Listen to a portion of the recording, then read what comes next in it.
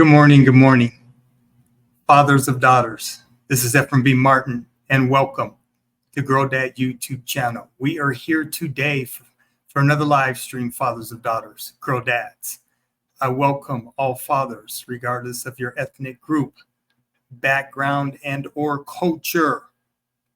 Mi amigos, bienvenidos aquí hoy. Gracias. All right, fathers, we are here today for another live stream. Yes, sir. Yes, sir. We are in the house. Fathers, what we're going to be discussing today is cause and effect of fatherless daughters. Let me repeat that. Cause and effect of fatherless daughters. Think about that title, fathers.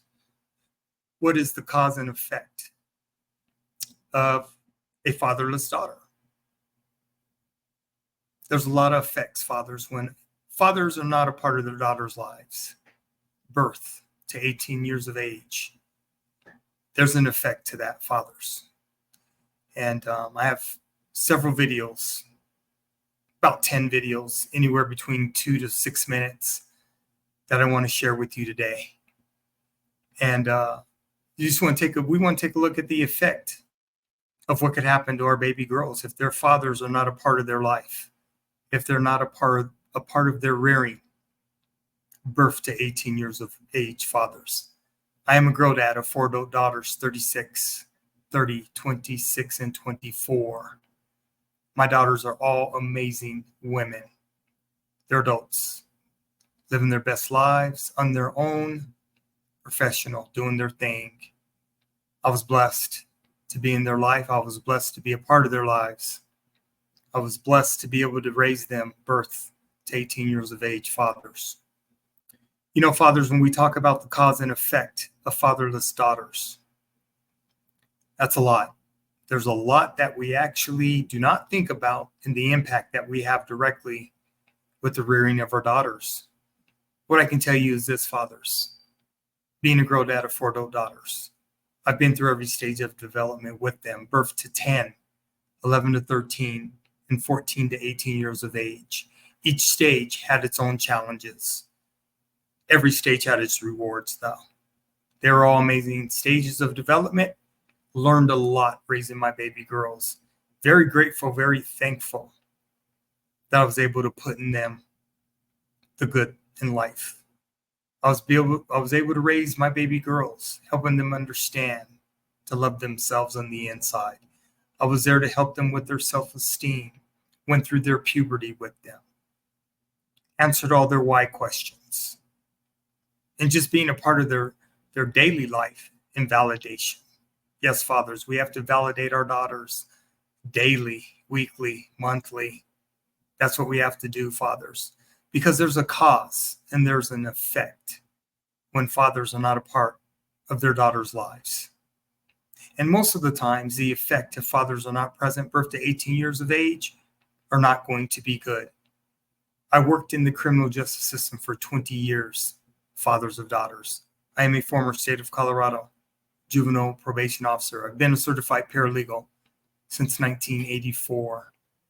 That was my job when I was in the United States Marine Corps. I was a paralegal. I also worked in K-12 education for 10 years. I'm a former teacher, restorative justice coordinator, and dean of students, fathers. So I have a very unique background of working with children and their families from all socioeconomic backgrounds for 30 years, different religions. So when we talk about cause and effect, fathers, it could be huge, right? The videos that we're going to cover today, fathers, they're going to be talking about the cause and the effects of what could happen to our baby girls if we're not a part of their lives. This here, fathers, we have to take very, very seriously. We have to be very, very intentional with our baby girls, because if we are not intentional with them, the world is waiting for them. The world is waiting to take advantage of them, fathers. The world is waiting to hurt them, harm them, turn them out. That's what the world is doing to our baby girls, fathers. So it's critical as fathers of daughters that we be a part of their lives birth to 18 years of age. Because if we're not consistent, things can happen to them. A lot of bad things can happen to them, fathers. So with that being said, fathers, I want to get into these videos.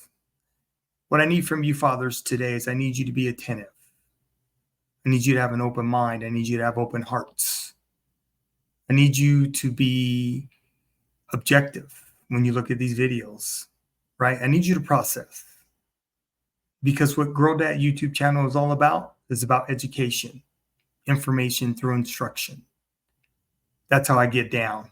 This is my way of giving back to all fathers. I'm at a totally different transition in my life.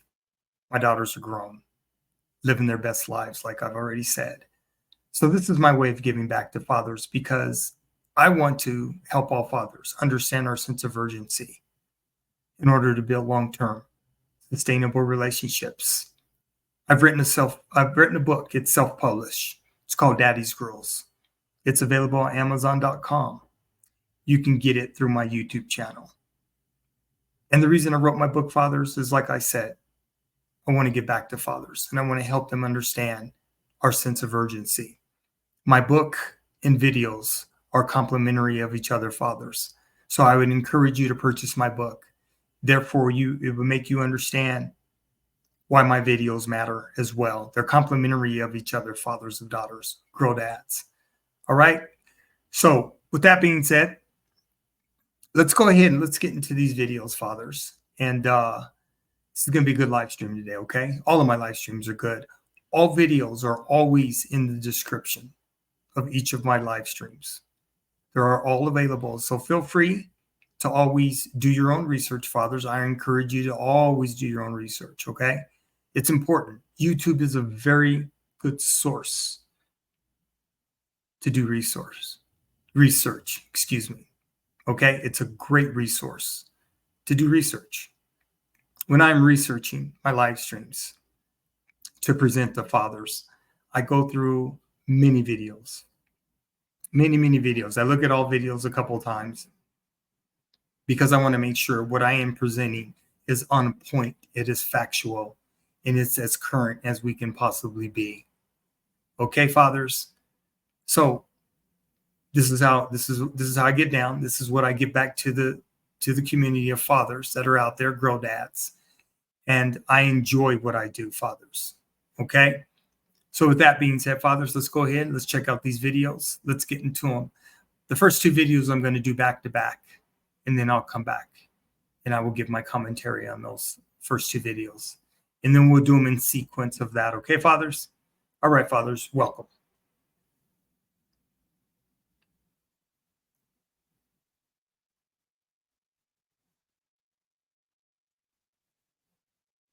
When a child enters foster care, that child has likely experienced instability, causing a disruption in brain development. Foster care may further add to the damage, especially in children who are moved from family to family.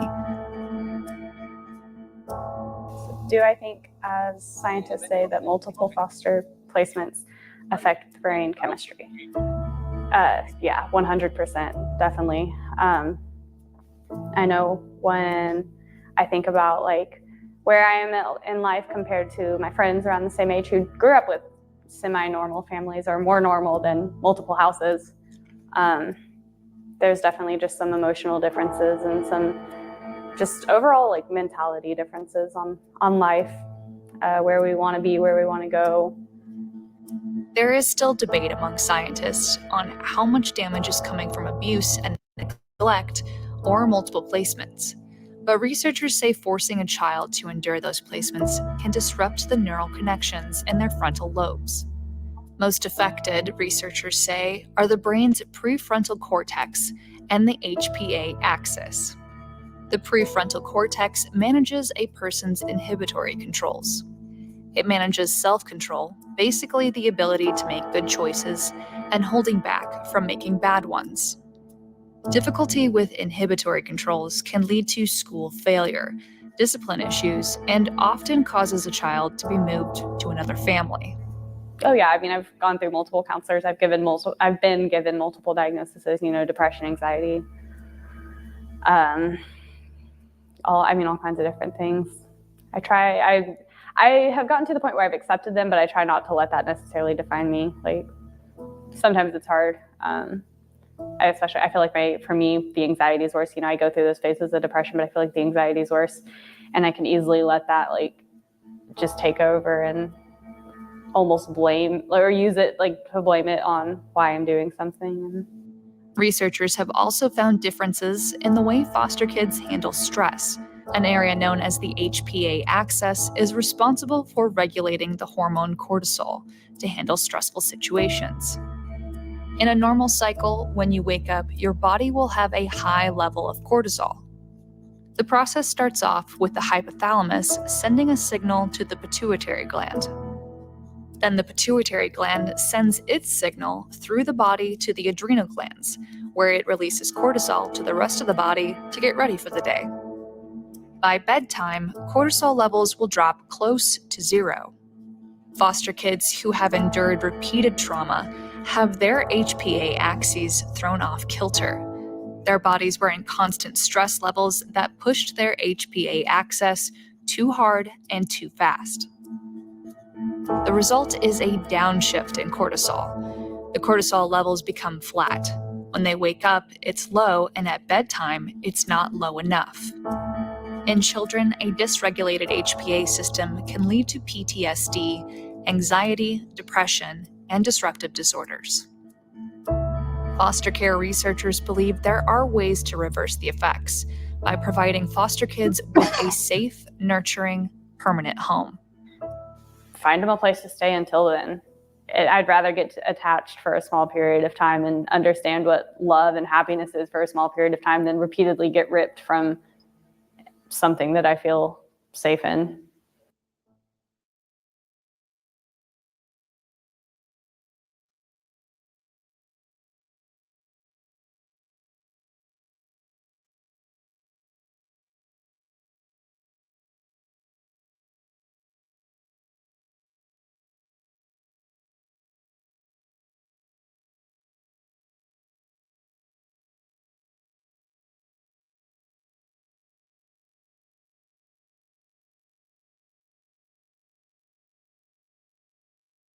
Today's medical center.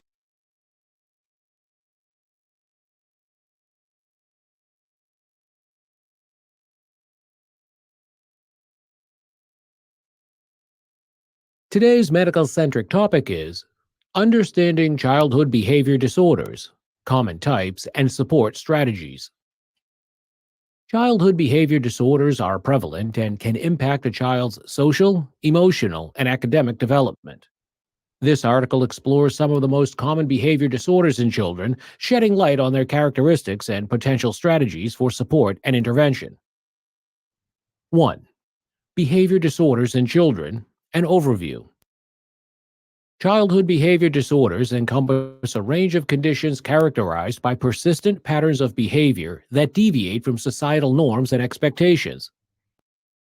2. Common childhood behavior disorders. Some of the most prevalent behavior disorders in children include attention deficit hyperactivity disorder, ADHD, marked by inattention, hyperactivity, and impulsivity. ADHD can affect a child's ability to focus, follow instructions, and manage their impulses.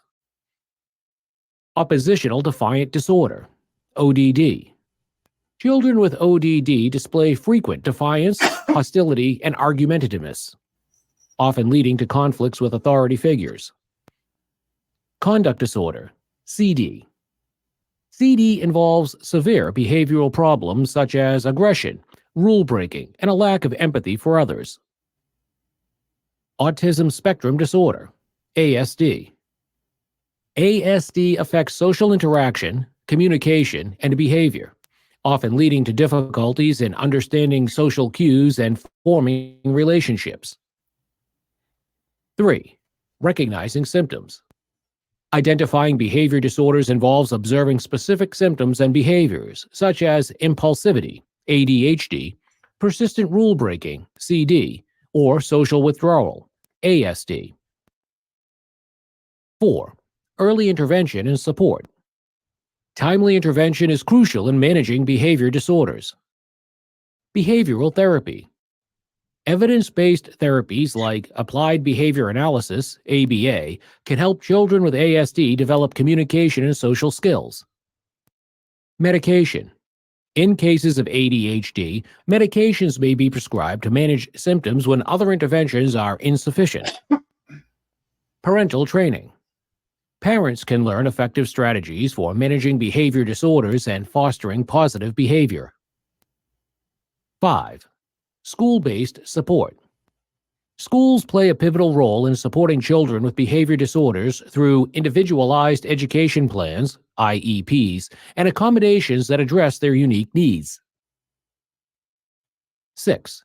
Community and social support.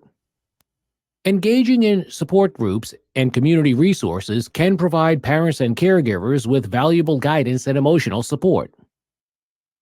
7. Promoting understanding and empathy.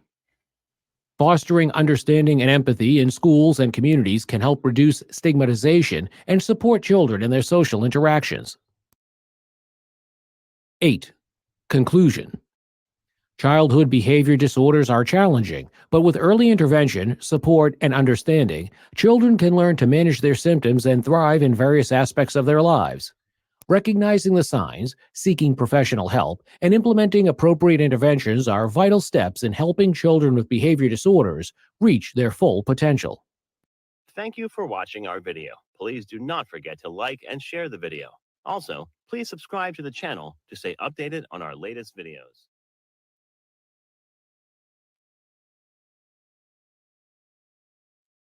Okay, fathers. What are your thoughts on those first two videos, fathers? I want to start those off talking about the foster care system and behavioral problems, potential behavioral problems with our baby girls. And it's important. A lot of these kids that don't have their fathers in their lives, or little girls, could end up in foster care. Because, when you have a single mother, a lot of times, they have limited resources. And a lot of these children, these baby girls, can end up in foster care if the fathers are not a part of our baby girls' lives, birth to 18 years of age. That's just a reality, fathers. Also, being a former state of Colorado juvenile probation officer, I had a lot of young girls that were placed in foster care on probation.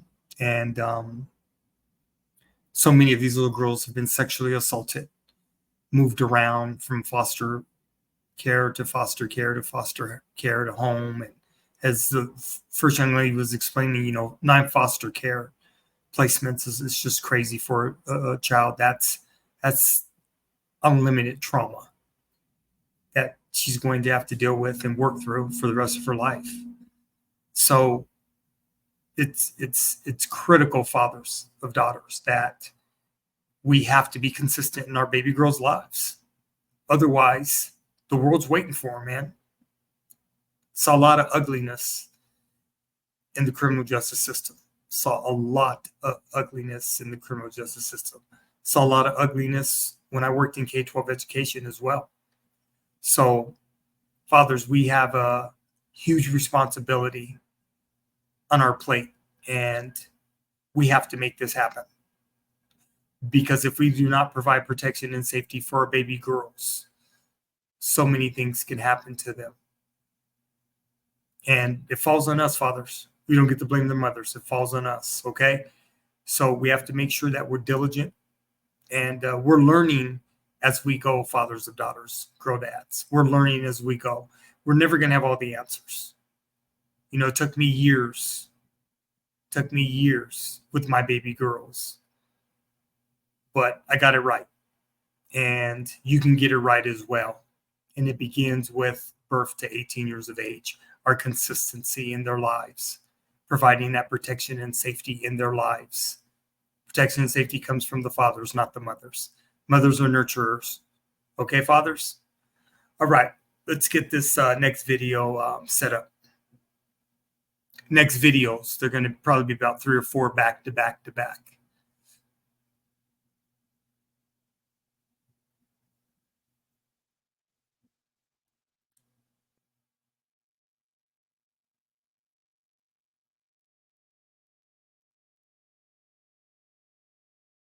called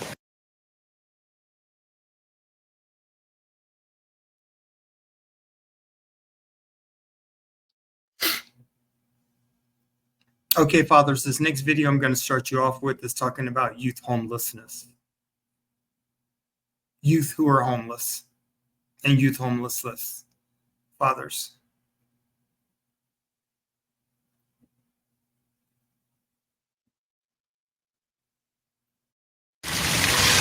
The poem is called Write Sooner. Writing is one way Selena Gonzalez shares her story. Lessons to be learned, ways to better observe. A story that includes half her childhood being in and out of foster care. The system is not, it's no fun, it's no joke. When you're in the system, you're very lonely. I was separated from my brother. When she was 16, she was homeless for a few months, staying at friends' houses and living out of her car, even coming here to Kubota Garden. I would spend a lot of time out here,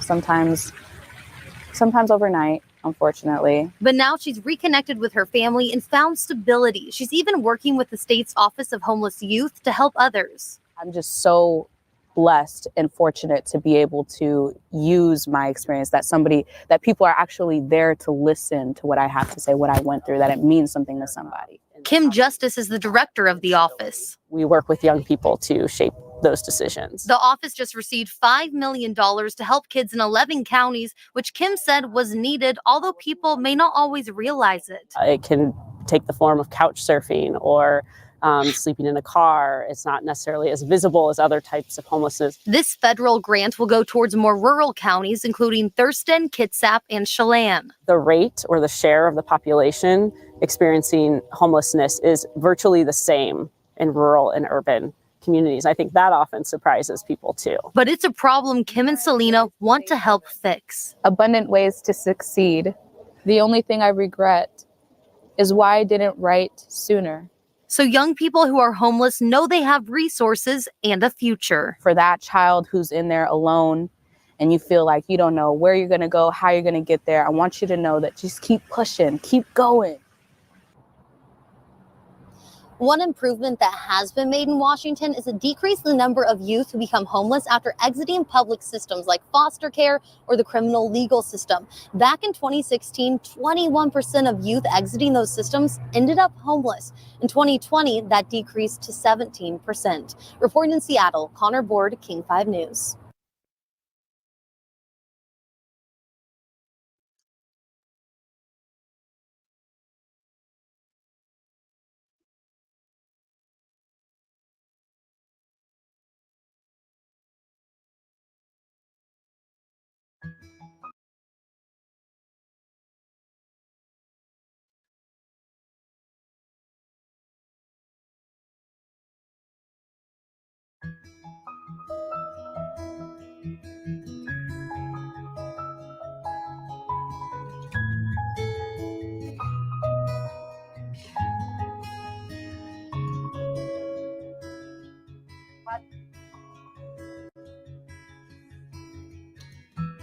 Today I'm gonna write a sad song, gonna make it really long, so that everyone can see that I'm very unhappy. I wish I wasn't always wrong, I wish it wasn't always my fault. The finger that you're pointing has knocked me on my knees. And all you need to know is I'm so sorry. It's not like me, it's maturity that I'm lacking. So don't let me go, just to let me know that growing up goes slow.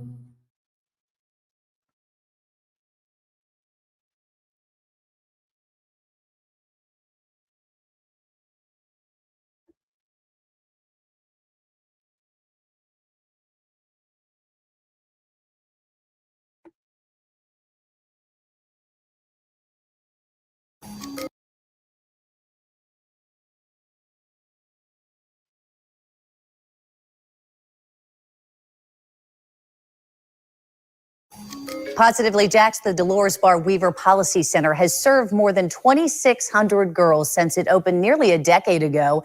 It works to improve the outcomes of girls involved in the juvenile justice system. Today, the community is celebrating that mission. News for Jax reporter Brianna Andrews is joining us now live. And Brianna, See the Girl Day is an opportunity to raise some money and also some awareness. Absolutely. See the Girl Day is a big deal in our community. We know several businesses are participating in it. We saw Florida Blue lighting up its building in its colors, purple and green, to show support of the organization. But today is really a day for the entire community to show support for its girls. Every September 13th, the community celebrates See the Girl Day.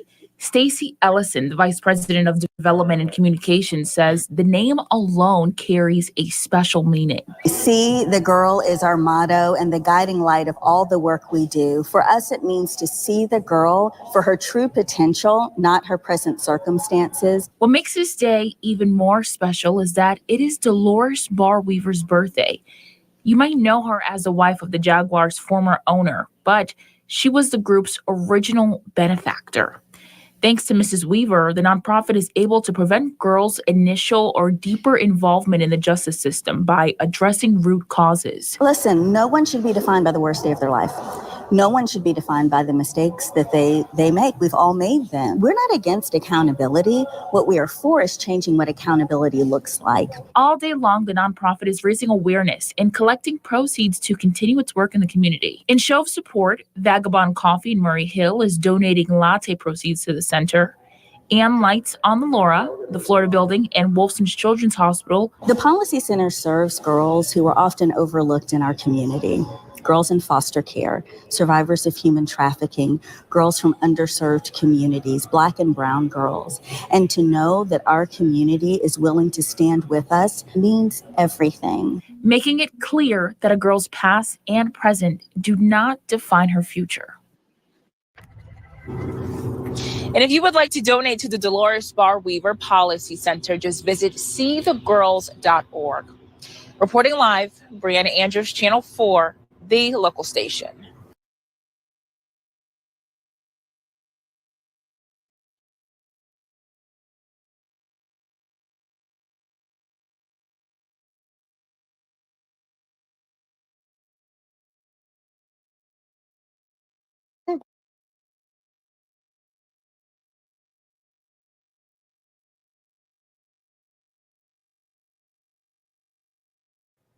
New research shows young Black girls are more often let down by education and juvenile justice systems here in Florida.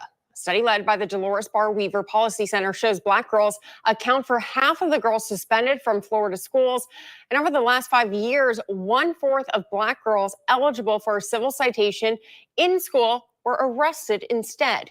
To take a closer look at how this affects these children, long-term president and CEO of the Dolores Barr Weaver Policy Center, Vicki Basra, and the lead researcher on this project, Dr. Vanessa Patino. Lydia, joining me this morning. Thanks you guys so much, and thank you for all you do. Good morning. Thank you for having us. So first off, for anybody who's not aware of what the Dolores Barr Weaver Policy Center is, explain a little bit about the organization. So the Policy Center was founded in 2012 by Dr. LaWanda Rivera, and its real focus is to really look deeper at the policies and practices in the community that impact girls and young women and those that identify as female, that push them deeper into the juvenile justice system, and really work with the community, individuals, organizations to try to address those policies, practice legislative policies to change what's happening for girls for the better. Yeah, let's talk a little bit about this study, because the numbers are just staggering. In Florida, 36% of Black girls in middle and high school do not feel safe at school, compared to the statewide average of 29% of all girls. That's a huge discrepancy. Yes, it is. And actually in Duval County, it's about 50% of Black girls who don't feel safe in school. We set out to really look at these trends, because we've been seeing that Black girls are overrepresented in the juvenile justice system for the last, since the juvenile justice system was formed in 1994 here in Florida. And we really wanted to back up and understand what is contributing to those numbers? And we absolutely found that school is a major entry point into the juvenile justice system for girls. Right now, Black girls, in Florida represent 1 in 5 of girls, but they represent half of the girls pretty much across every point in the juvenile justice system. So how is this study conducted? How do we find these numbers? Do we just go out and talk to real girls? So actually, this is a secondary data set analysis. We pulled data from Department of Juvenile Justice, data sets looking at civil citation data, looking at the delinquency profile data from arrest to number of probation, number of incarcerated. We also looked at the Civil Rights U.S. Department for the suspension data that Florida reports. Unfortunately, Department of Education in Florida does not report suspension data publicly by race, ethnicity within gender. So it is hard to monitor that data on a regular basis. Let's take a look at another stat found from this study. Taking a closer look at Duval County Black girls, they make up 43% of the general population, but they make up 67% of total arrests. The question goes to either of you. What does that mean? What do we do with that information? What is next? I think at this point, it's really, really important for us to recognize what are the adult responses that are pushing girls, Black girls specifically, deeper into the juvenile justice system. And how do we do our work differently? How do we respond to girls differently? I think in Duval County, we have seen an increase in the use of civil citations, and that has really impacted our community in a positive way and reduced the number of girls overall being arrested and pushed deeper into the system. But I think we still have more work to do. We have to understand that Black girls have different lived experiences than other girls in the community. And so how do we build responses, whether through our mental health services in schools, whether through training the professionals that are providing services to girls, so that we are responding in a way that we understand adolescent brain development, we understand what adolescents need, we understand our own biases. I think one of the things that really came up in this research was the adultification of Black girls and how we tend to look at Black girls and see them as older than what they are, their actual age. And as a result of that, our response to their behaviors also then shifts, and we expect different behaviors from them. And so I think there's an opportunity here to increase training, to change some policies, and to look at how we're doing our work right now. All right, to both of you, thank you so much.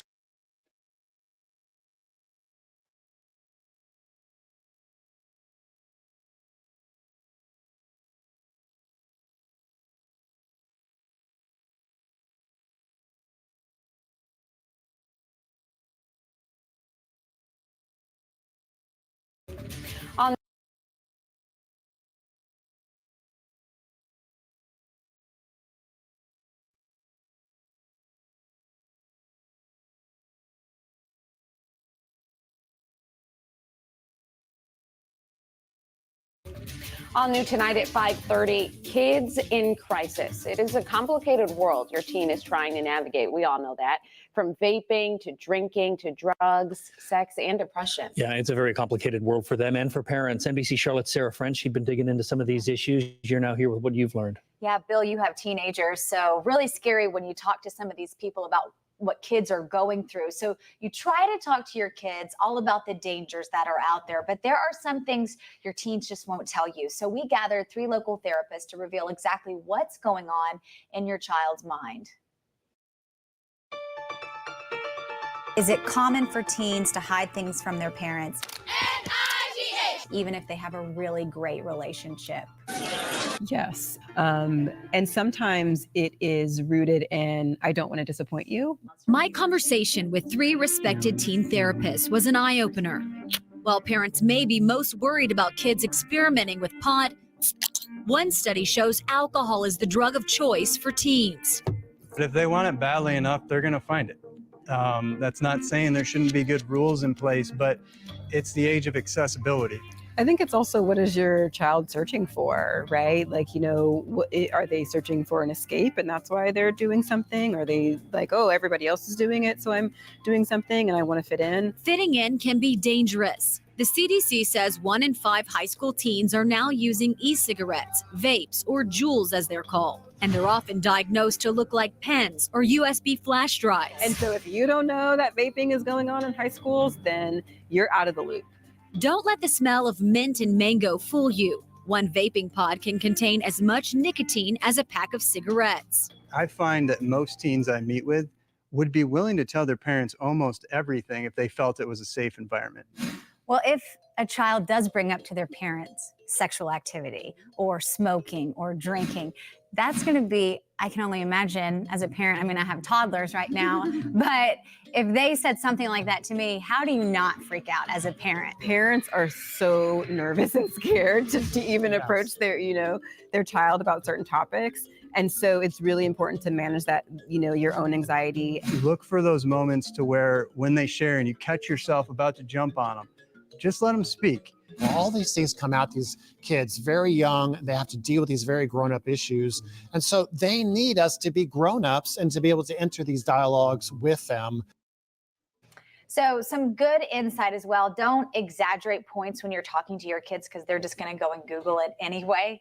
And tonight we expand on this in our Kids in Crisis. We're tackling depression and suicide in teens and the warning signs you can look out for. So that's all tonight at 11, guys. But I ended up talking to these therapists for almost an hour. That's why we broke it up into this 3-part series, which is all on our website, because I was so fascinated as a parent in what they had to say and what kids are talking to them about. And It made me really nervous. There's no playbook. There's no No, handbook. every child is different. Every child is different. You just have to know what works right for your kids in your house. Yeah, do the way best you you parent, can. you do the best you can. And they said, you know, parents are scared. They don't want to tell the kids mistakes that they made, but they said that's the best thing you can do is be open and real with your kids. So I learned a lot from this. Yeah. Advice later on for me. Yeah, exactly. Yeah, get ready. Yeah, it's a lot of fun. Right.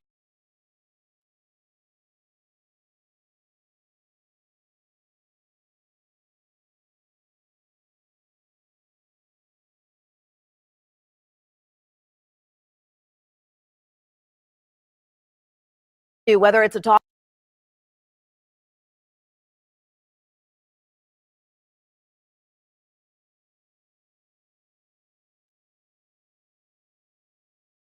whether it's a talk about drugs, sex, or mental health, having difficult conversations with preteens and teenagers can be hard. But experts say connecting with kids in this age group can really help guide them toward making responsible decisions and reduce certain health risks. Mandy Gaither has some ideas on how to get teens to open up about these tough topics.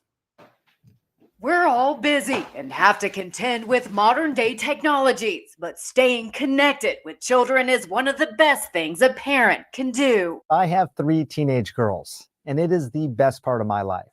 But I also know how hard it can be sometimes to get kids to talk about their feelings. A recent CDC survey found nearly 77% of parents believe their teens always had the social and emotional support they need, but only 28% of teens agreed with that. Close emotional relationships between parents and teens are associated with all kinds of long-term benefits. Improved mental and general health. Less dangerous behavior like substance abuse. Dr. Sanjay Gupta says there are prompts to help get preteens and teens to open up. Maybe ask teens for their internal weather report or what weather pattern best reflects how they feel at the time. You can also ask them what song or movie describes their mood. Maybe ask about the high and low points of their day. When connecting with teens, the CDC says to also engage in active listening. Find out more about what they like and why, and be the person they trust and want to come to when they need an adult. The goal here is to build a safe and supportive space where people can be vulnerable. So do respect any boundaries and be patient. For Health Minute, I'm Mandy Gaither.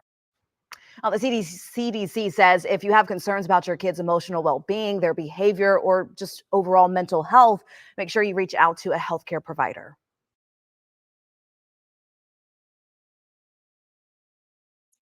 Okay, fathers, that's a lot of information. We're visual human beings. So being able to have videos to share with fathers of daughters, girl dads is such a blessing, because you can watch them over and over and over again. As you can see, fathers of daughters,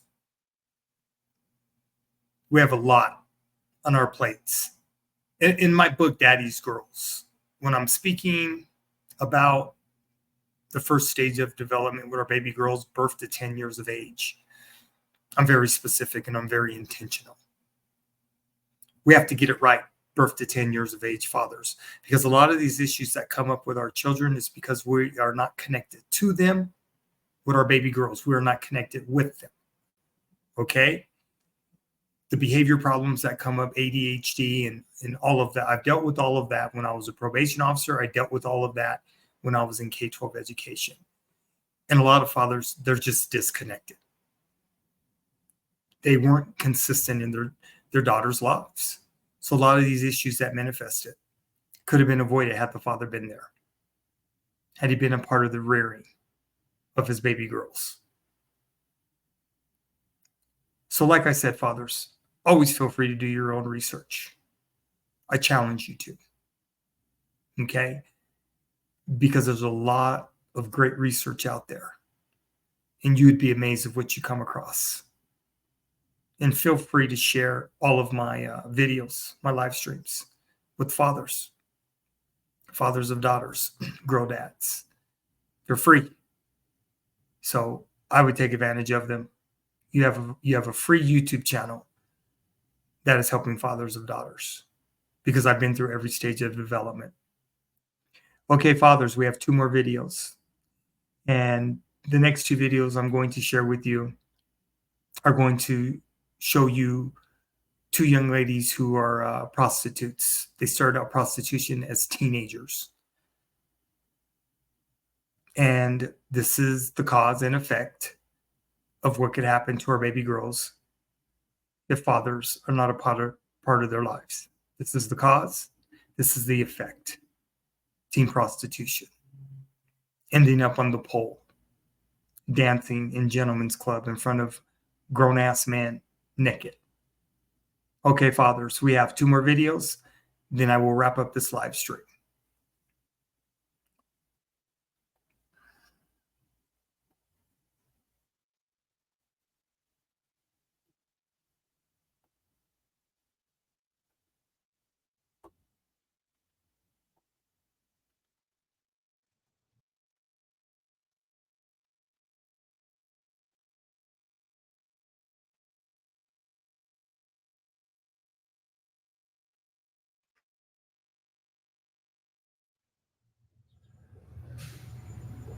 All right, Sky.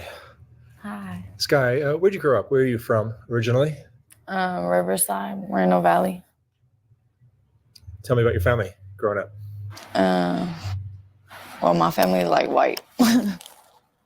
So like, my mom was kind of strict, like growing up and stuff. Your mom was what? Strict growing up. Yeah. She don't like what I do. But, and then my grandparents, they don't like what I do, but like, I'm like a grandpa's girl. So like, my grandpa still loves me and shit. But, yeah. Let's go back to your childhood. What was how would you describe your childhood? It's pretty good. I mean, it was good. My mom was a good mom. No abuse, nothing like that? Yeah, but like from like mom's boyfriends and stuff. But like, it wasn't bad. Like, it was not bad. I made the most of it. What kind of girl were you in high school? I was popular. Like, I had a lot of friends. Everybody liked me. How old are you now? 21. 21. How long have you been doing this kind of work? 3 years. Going on 4, like 3.5. How'd you get into it? My homegirl, actually. We started off in like poker games and like online and at the strip club. Yeah. Now you're on Figueroa Street. Yeah. But it's not bad. Are you doing this with a dude or on your own? No, by myself. You're by yourself? Yeah. That's hard to do on Fig, right? Kind of, but like you just have to know the places like to be, and you can't act like you're alone.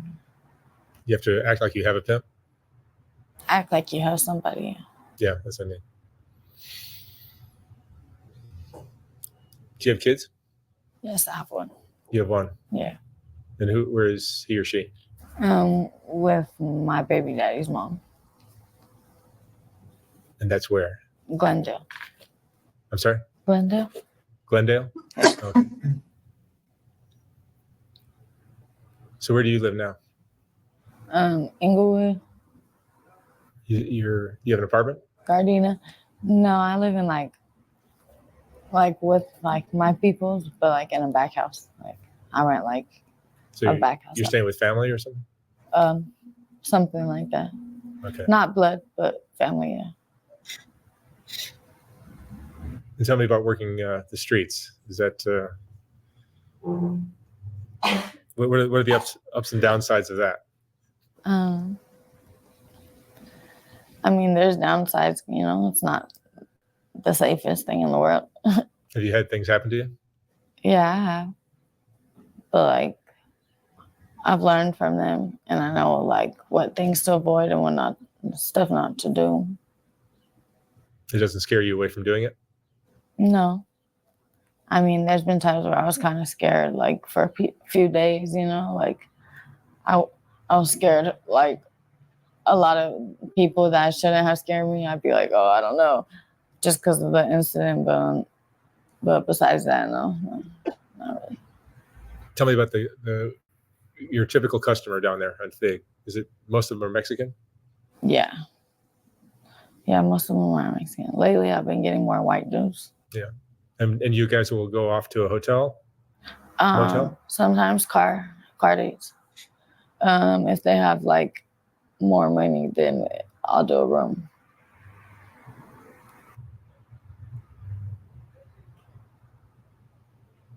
And you are drugs a part of your life or no? They used to be. They used to be. Yeah. But not no more. What did you used to use? Like the M30s, like the pills. So that means fentanyl Yeah. if they're on the street. And you'll work what hours typically? Like I'm more used to working like night shift because I like sleeping during the day because it's hot outside for me. But I'm also anemic, so like the nights I be cold. So like I'll split it up between like daytime and nighttime. How much money will you make in a day? Typically like 1,000.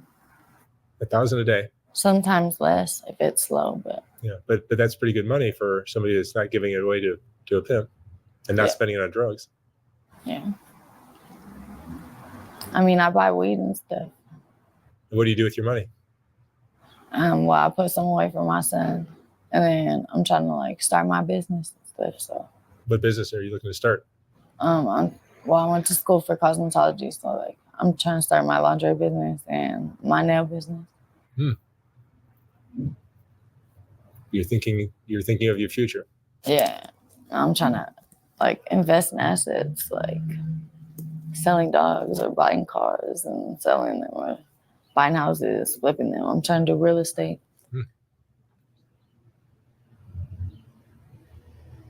Are you thinking of romantic relationships now, or when you're doing this kind of work, you just put that aside? No, not really. It's hard to have a relationship while you do this kind of work, I would think. Yeah, I don't really like want one. I don't look for that. What have you learned about men from doing this kind of work? There's good ones, but there's also bad ones. But it's a whole part of the game. That's why it's called the game. Was there something else you wanted to do with your life? When I was younger, I wanted to be a dentist, but like, you know. How did this become your main way of? Was it because you had a child? that, and like because like my family kicked me out and stuff, and like I was the middle child, so I was like kind of like, you know, like not the forgotten one, but like I felt like my family didn't like me type stuff. So like I don't know, but I got kicked out when I was like 17. Are you the black sheep of your family? Kinda, yeah. Yeah. And your family knows you're doing this? Yeah. Well, not really. Like my mom, she knows, but like she's not cool with it. Like there's been times where we've been in a restaurant. My mom's like, "You fuck old men for money?" Loud, but like try to embarrass me. But like she knows like I'm doing it to survive type of, and I'm doing good. I'm not doing bad. So, but like now my family thinks I'm a stripper. Like, cause I don't want them to think that like, yeah. Cause my mom's seen a video of me on fake. Oh, really? Yeah. She was like, "Why are you out there?"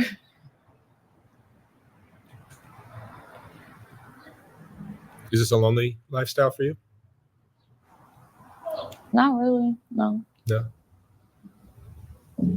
I get to have fun, travel. You travel sometimes? Mhm. Where will you go? Seattle. Been to New York. Miami. For work? Hmm. For this kind of work? Oregon. Arizona. Vegas. Why do you travel? As opposed to just staying on Because in who LA? wants to stay on fake their whole life? I'm trying to do something more than that.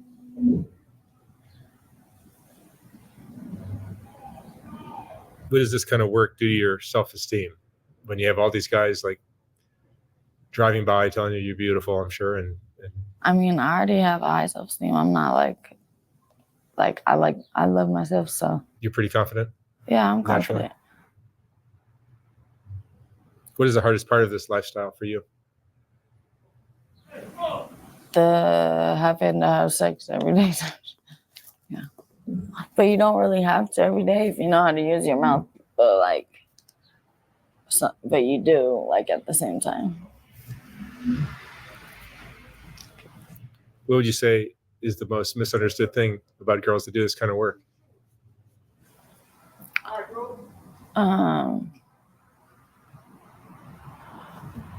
Well, some people think we're just like toys, but also like people on the outside that aren't on the inside, like they see bad in it, but like it's really not that bad.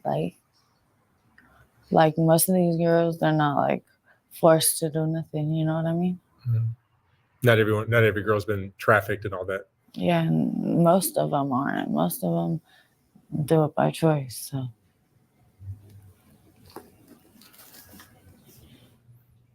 You think you're addicted to the fast money now? yes. Yeah. It's gonna be hard for you to put down $1,000 a day. I don't think Lifestyle. I'm not going to. I'm trying to get rich. Do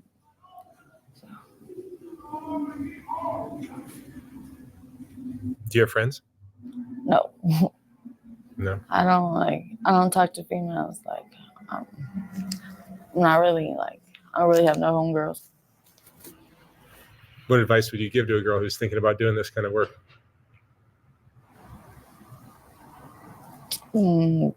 Just be wise on what you're doing, and like always think before you do something, because your actions could get you in trouble. Were there mistakes you made early on getting into this game? Yeah, Like what kind of mistakes did you make? like just stuff that I shouldn't have done, because I could have been a lot farther than I am now. Are there guys who will try to pick you up and you'll just walk away or avoid the interaction? Well, yeah, like I could feel something in my stomach if someone's not right. Like I won't do it if I have any like gut feeling. But other than that, I'll do it. But like I've had some situations where it backfired on me, but for the most part, I've been pretty safe. Sky, what would you say is the most important lesson you've learned in your life?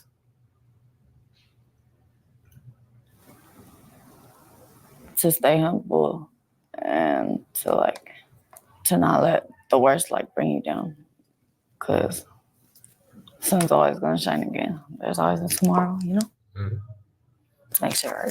All right, Sky, thank you so much for sharing your story. Mm-hmm. Be safe out there. Yep. Thank you.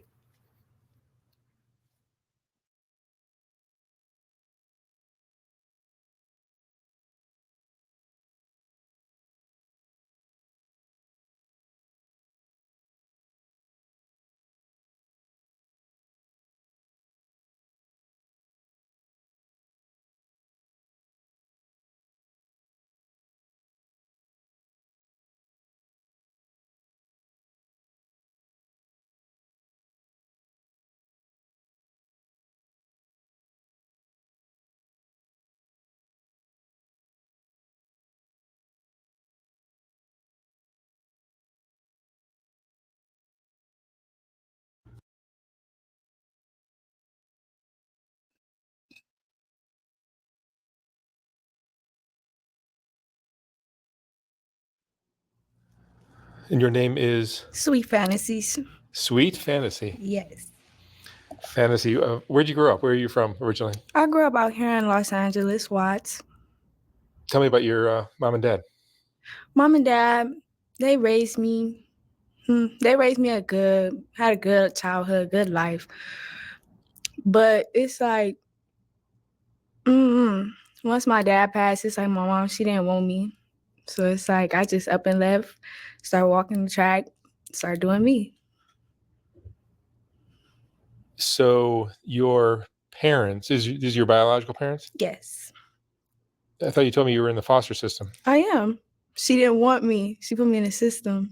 What age did you go to the system? 14. 14. Yes. When you say she didn't want you? She didn't. Me and her, we used to bump heads a lot after my dad passed. We just didn't see eye to eye, and she just called DCFS on me, and she told them come get me. And it's just been that. Been in the system. So how old are you now? I'm 17. 17. Yes. And you're working the streets. How long have you been doing that? Since I've been put in the system, so since about 14. Really? Who told you that was a way for you to make money? Shit, me, it's been the easiest way. I'm from the projects. I've been busting this cooch cat open. Might as well get some money for it. Shit. So you knew this was yeah, an I knew option it was for a you. thing. Yeah. And this was South Central you grew up in? Mm-hmm. You have a pimp that introduced you to this? No, I do not have a pimp. I do not have a pimp. It's You just do this on me. your own? Yeah. You're 17. Yes, You it's been talk easier and than look like you're older than 17. Yeah, well, when you've been on a track for some time, you get experience. Like you get used to shit. Like you know what comes with it. It get easier over time. It get easier over time. Where do you stay at night? Where do you sleep? I stay with my sister. Your sister? Yeah. She's older? Yes. What does she think of you doing this? She just want me to be safe, honestly. Like that's pretty much it. Like she know I'm gonna do what I do. And anything anybody have to say, I really don't give a fuck about because ain't nobody really putting no money in my pocket. So yeah, I just do me. But she just want me to be safe. Did she try to talk you out of it or anything like that? Sometimes she tell me like I could do better and get a job, start looking for jobs and stuff, but a job paycheck I can make in a day. So I don't really be going for it. Tell me about the foster system.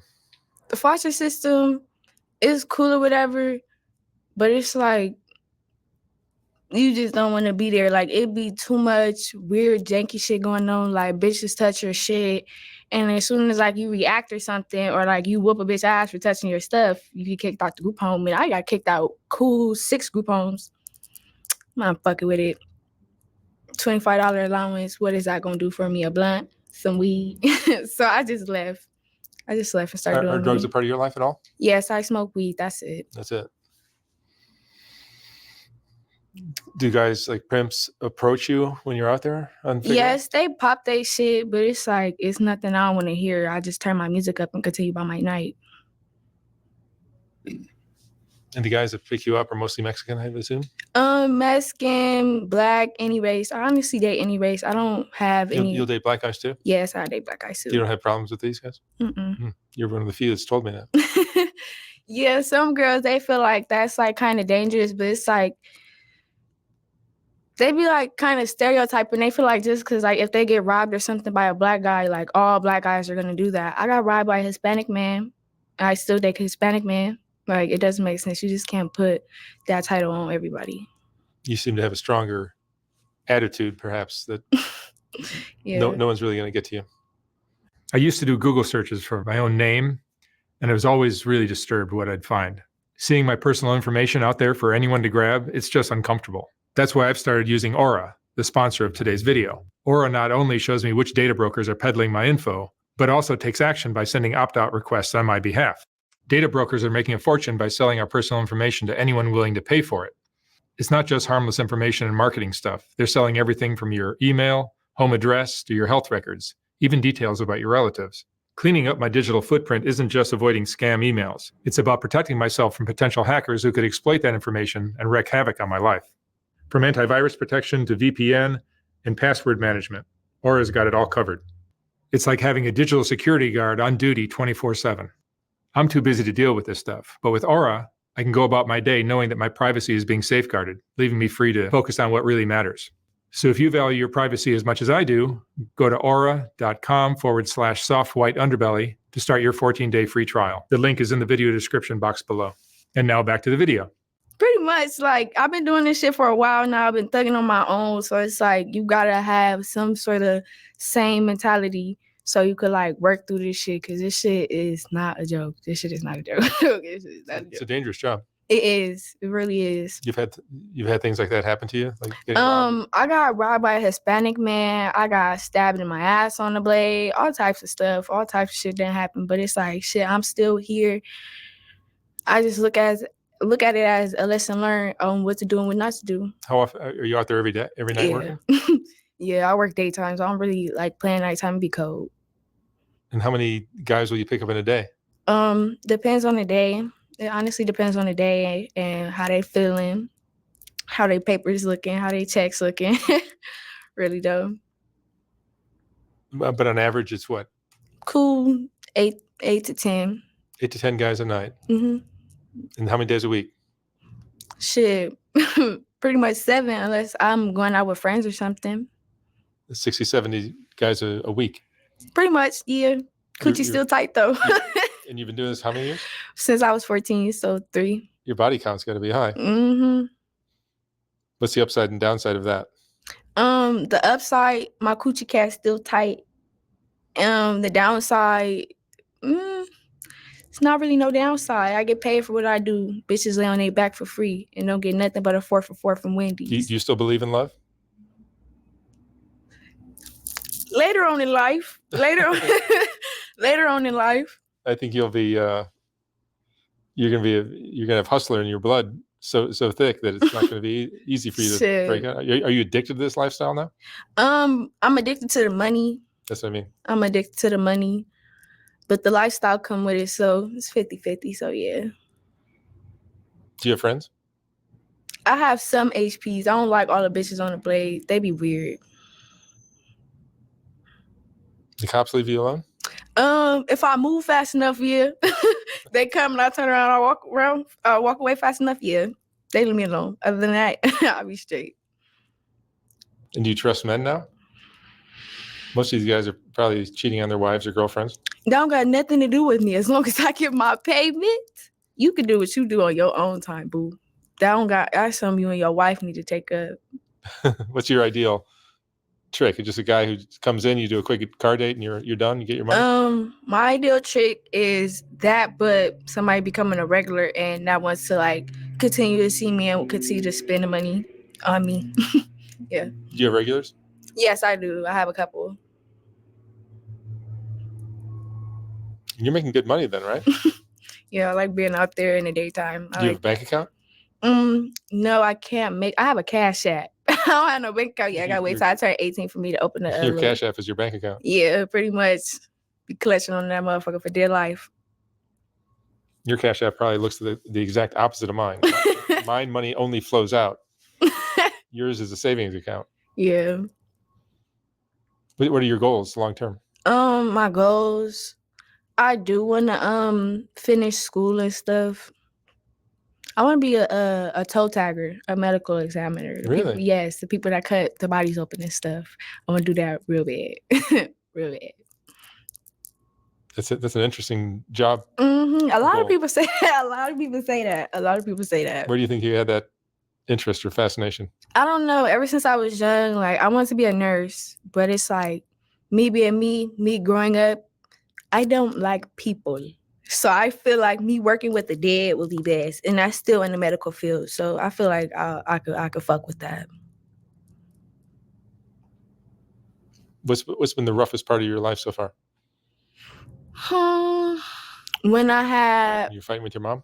when I had first got in the system, how everything had played out, it was unexpected. Do you talk with your mom now at all? Yeah, we talk, but I don't see her like that. I don't want to see her like that. What does your mom do? She worked, but she work in like a factory, like with the newspapers and stuff. That's what she do. Is she trying to get you back? No, No? not at all. We just had communicated over the years. She ain't trying to get me back. She knows what you're doing? Yes, it's never a secret. Whole family know. Told they ass, ain't nobody helping me. I'm gonna get my money regardless. That's just that. It's you against the world. Pretty much. Hard sometimes, but pretty much. What are you afraid of? What do you worry about? Heights and spiders. What's that? Heights and spiders. Oh, heights and spiders. That was my fears, but Like any normal person. like my fears, not actually doing what I want to do with my life. How do you think working the track as a teenager is changing you or has changed you? It changed because it opened my eyes to a lot of shit that actually goes on in the world that your parents might not talk to you about. Like, it's a lot of shit that happens on the track, like a lot of shit. What kind of things, for example? Like not to trust bitches, not to trust a lot of bitches on that track. Not to trust bitches. On my show, not to trust a lot of bitches on that track. A lot of bitches are weirdos. Like, bitches that act like they your friends, they get close enough, they steal your money. Or they'll be sitting here telling people your business. Bitches are weirdos on the track. That's why you don't need to fuck with everybody that you meet on the track. That shit, they just weirdos. Shit, that's just that. That's the main one thing. Bitches out there on that track, they weird. They're very weird. Do you have any regrets in your life? Your 17 years? A couple. What's your biggest regret? When I was younger, around like 13, 12, I went to the homegirl Destiny house and I went to go see her, chill with her. I ended up getting raped when I went to her house. So that regret was going to that bitch house, thinking that bitch was my friend. And she set me up. That was your first sexual experience? I wasn't my first sexual experience, but that was the first time like I had got raped or a train ran on me. I was not.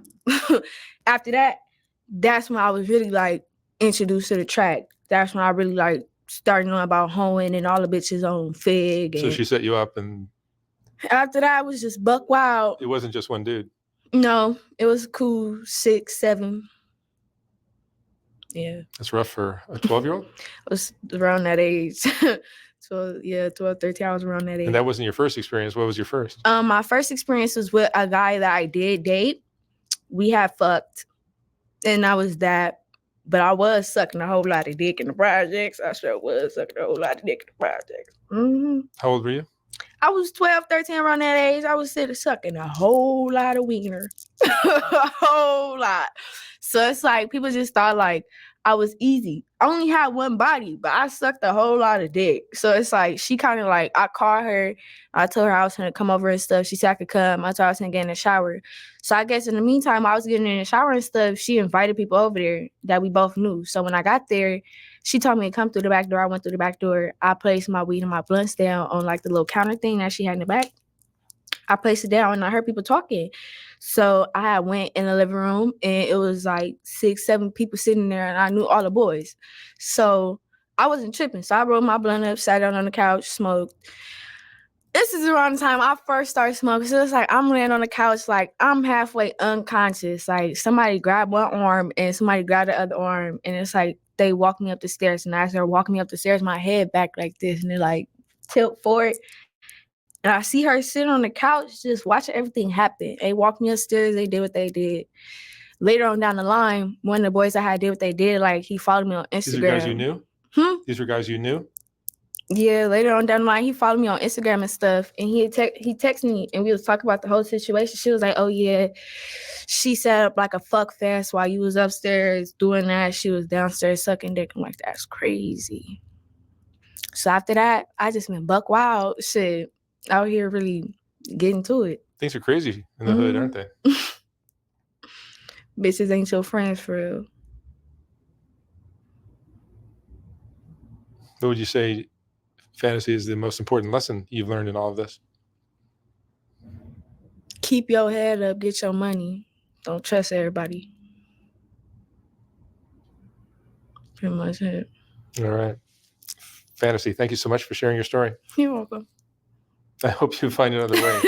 That's all I can say. But this is what it is, right? It is what it is. Just showing people what's going on out there. Mm-hmm. I don't condone it. I don't approve, but it's going on. Yes, it is. Make of it what you want. Thank you very much. You're welcome.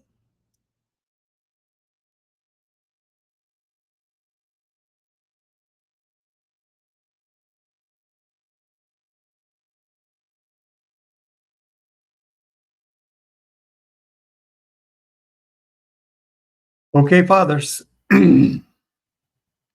Fathers of daughters. Cause and effect of fatherless daughters. This live stream was needed and it was necessary because I need to wake fathers up, letting them know this is what could happen to our baby girls if we are not in their lives, birth to 18 years of age. The world is waiting for them and to take advantage of them. Point blank, period. That's what's going to happen, fathers. That's what's going to happen. All right, fathers, I appreciate you for being present today. Thank you for participating. Hopefully I was able to bring something to you through education, information, and instruction. Feel free, like I said, fathers, so always do your own research. Okay. I live stream once a week, fathers. And I'll be back next week, fathers. So kiss them babies, love them babies. Tell them you love them, show them you love them. All right, fathers. So live stream's over. It was a good one today, fathers. And like I said, feel free, like, subscribe, like, share. Subscribe, like, share to my YouTube channel, and feel free to share my YouTube channel with any father that's out there. All right? Okay, mis amigos, la próxima semana, paz. I'm out. Till next week, fathers. This is Ephraim B. Martin. Peace.